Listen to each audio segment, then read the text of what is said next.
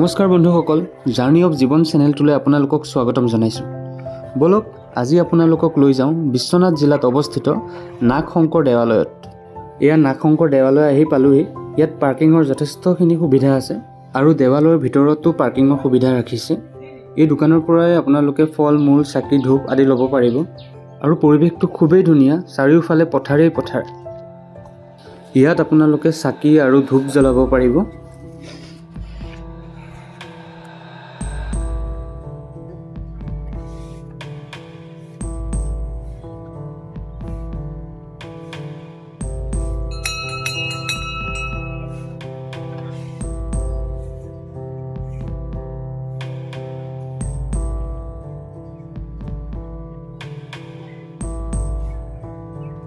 সৰুৰে পৰা নাগশংকৰ দেৱালয়ৰ কথা শুনি আহিছোঁ, ইয়াৰ ইতিহাস আৰু ইয়াত থকা কাছৰ কথা। ইয়াত প্ৰত্যেক কাছৰ নাম মোহন। মোহন বুলি মাতিলেই চব কাছ পাৰলৈ আহি যায়।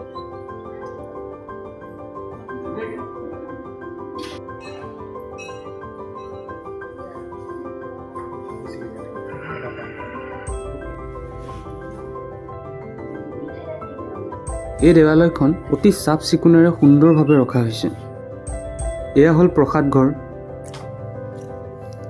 এয়া হ'ল পুখুৰীটো, য'ত কাছ আৰু শাল মাছ আছে। এইসকল ছাত্ৰ ছাত্ৰী ধেমাজিৰ পৰা আহিছে নাগশংকৰ মন্দিৰ চাবলৈ। এয়া কাছ। কাছবোৰক শুকান মাছ খাবলৈ দিয়া হয়।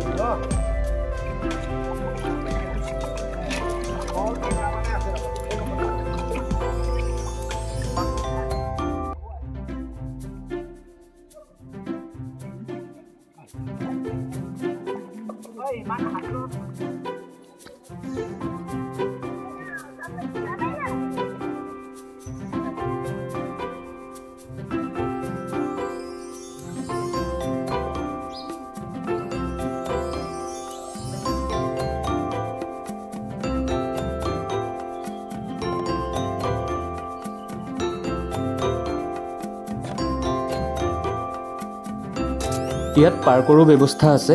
টিকেটৰ দাম 10 টকা। সৰু ল'ৰা ছোৱালীবোৰে খুবেই ভাল পাব।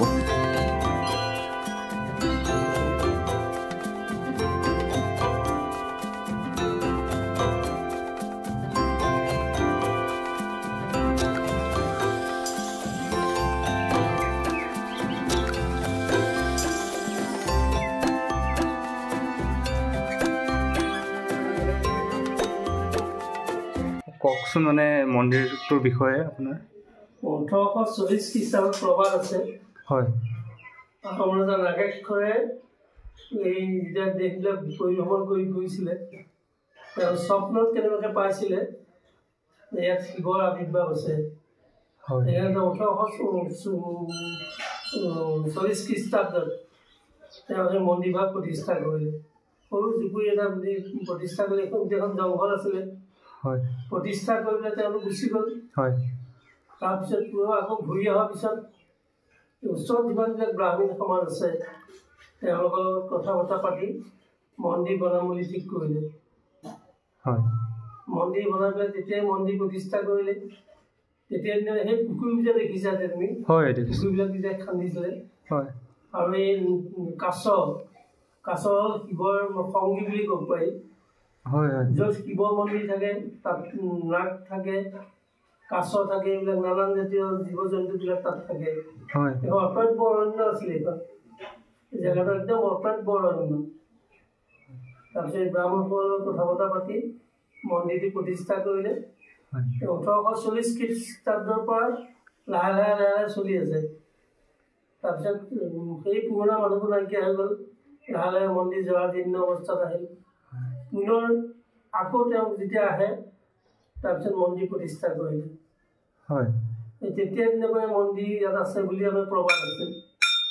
আৰু দ্বিতীয়টো প্ৰবাদ হ'ল কি, যেতিয়া শিৱ কৈলাশ হৰিহৰ যুদ্ধ যিখন লাগিছিলে। হয় হয়, হৰিহৰ যুদ্ধ। শিৱ আৰু কৃষ্ণৰ মাজত যুদ্ধখন লাগিছিলে। হয়। এই নাতিনীয়েকৰ কাৰণে। হয় হয়, এইফালে বান ৰজা আৰু এইফালে অনিৰুদ্ধ কৃষ্ণ। হয়। যেতিয়া শিৱ যেতিয়া কৈলাশৰ পৰা আহে প্ৰথম ভৰিটো পৰিছিলে কলিয়াবৰত। ৰুদ্ৰপদ বুলি কয় নেকি? ৰুদ্ৰপদ উলিয়াব। দ্বিতীয় পদটো পোৱালৈকে বিশ্বনাথ ঘাটত হয় গুপ্তকাশী বুলি যিটো কোৱা যায় হয় গুপ্তকাশী হয় আৰু মধ্যত নাভি এই নাভিৰ পৰা নাগশংকৰ এটা প্ৰবাদ আছে তেনেকেই তেওঁ এই মন্দিৰটো নাগশংকৰ মন্দিৰ থাকিলে মানুহৰ সদায় ইয়াত নাগ আছে নাই য'তেই শিৱ থাকে ততেই নাগ থাকে হয় কাৰণ তাৰ বাসুকী কণ্ঠ উচ্চল হয় বাসুকীক তেওঁ ধাৰণ কৰে বাসুকীক ধাৰণ কৰে হয় শিৱ য'ত থাকিব তাত নাগ থাকিবই কাৰোবাৰ ভাগ্য আছে দেখিছে কাৰোবাৰ ভাগ্যত মিলা নাই দেখা নাই এই 100 বছৰ বৰষা এই ইয়াত কাছ আছে আগতে ভিতৰত তুমি যদি সোমাইছা দেখিছা গম্ভ এটা আছে হয় দেখিছো এই গম্ভটোত ভোগ দিয়ে পূজাৰী পূজা কৰাৰ পিছত হয় তাত ভোগ দিয়ে এটা হোল এটা আছিলে এনেকুৱা পকা হয় এই হোলটো দিয়ে আহি পেলাই কাছবিলাকে ভোগ খায় তলত আপোনাৰ হেৰি আছে তাৰপিছত যিজনে বৰ কাছ মোহন সেইজনৰ নাম কাছ প্ৰত্যেকজনে কাছৰ নামেই মোহন বুলিলে তেওঁলোক ঘূৰিব ওপৰলৈ উঠি আহে তাকে ধন্যবাদ আপুনি ইমানখিনি ভালদৰে কোৱাৰ বাবে ঠিক আছে পুৰোহিতজনে অতি সুন্দৰভাৱে কথাখিনি বুজাই দিলে নাগশংকৰ দেৱালয় আহি খুবেই ভাল লাগিল আশা কৰোঁ সকলোৱে ভিডিঅ'টো চাই ভাল পালে আকৌ নতুন এটা ভিডিঅ'ত আপোনালোকক পুনৰ লগ পাম